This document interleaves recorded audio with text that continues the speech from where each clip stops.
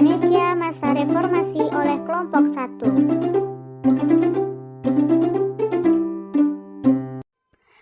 Reformasi awal demokrasi politik yang terbuka.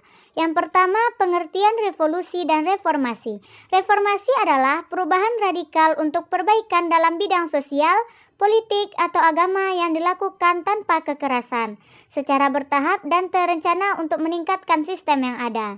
Revolusi adalah perubahan mendalam yang terjadi secara tiba-tiba dalam sistem politik atau sosial, biasanya dengan kekerasan yang melibatkan penggulingan penguasaan dan perubahan signifikan dalam struktur kekuasaan.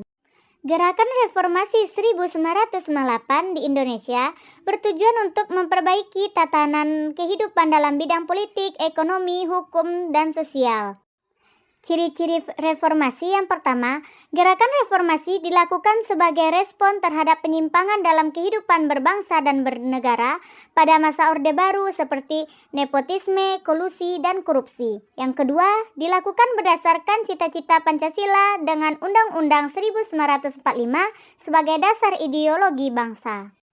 Yang ketiga, bertujuan mengembalikan sistem demokrasi berdasarkan Undang-Undang 1945, memperkuat negara hukum, melindungi hak asasi manusia, dan memastikan peradilan bebas.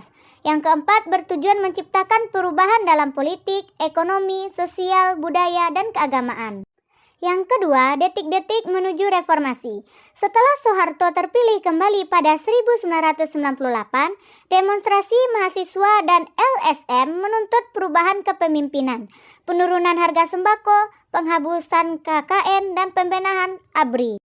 Pada bagian A, suksesi kepemimpinan nasional. Terpilihnya Soeharto untuk ketujuh kalinya memicu protes besar.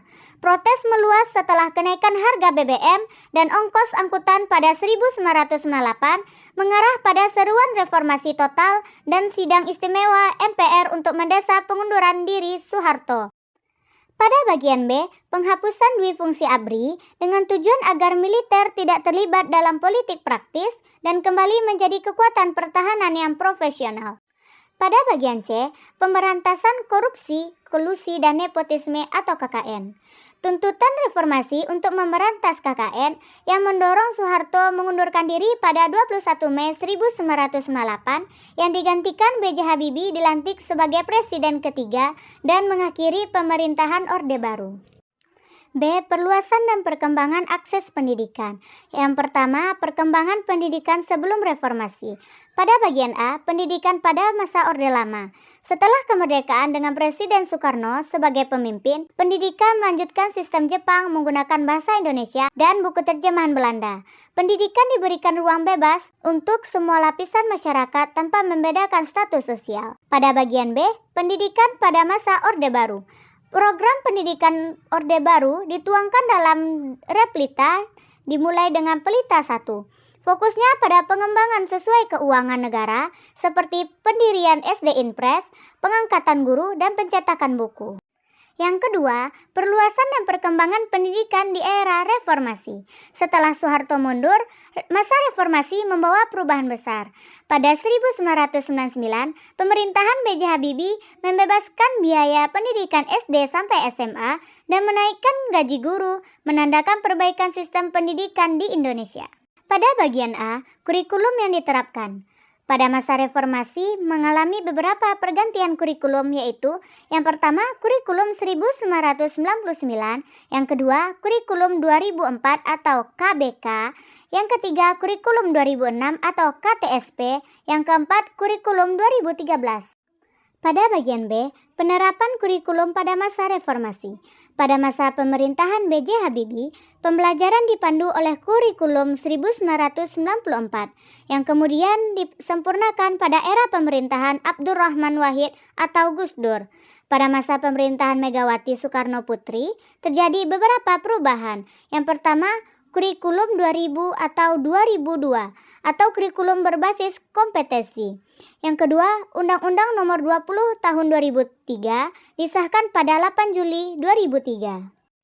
Kebijakan pendidikan pada masa pemerintahan Megawati Soekarno Putri meliputi yang pertama, perluasan dan pemerataan pendidikan bermutu, yang kedua, meningkatkan kemampuan akademik dan kesejahteraan tenaga pendidik.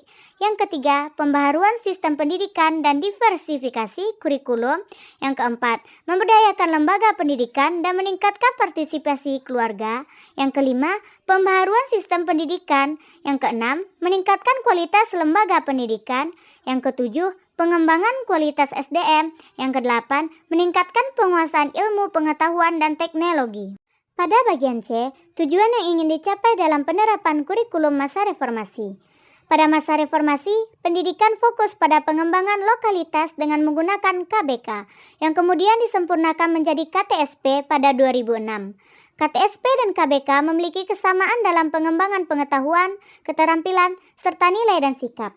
Kurikulum 2013 diterapkan untuk menghadapi revolusi industri 4.0 dengan penekanan pada keterampilan 4C dan pengembangan karakter serta pendekatan student contract.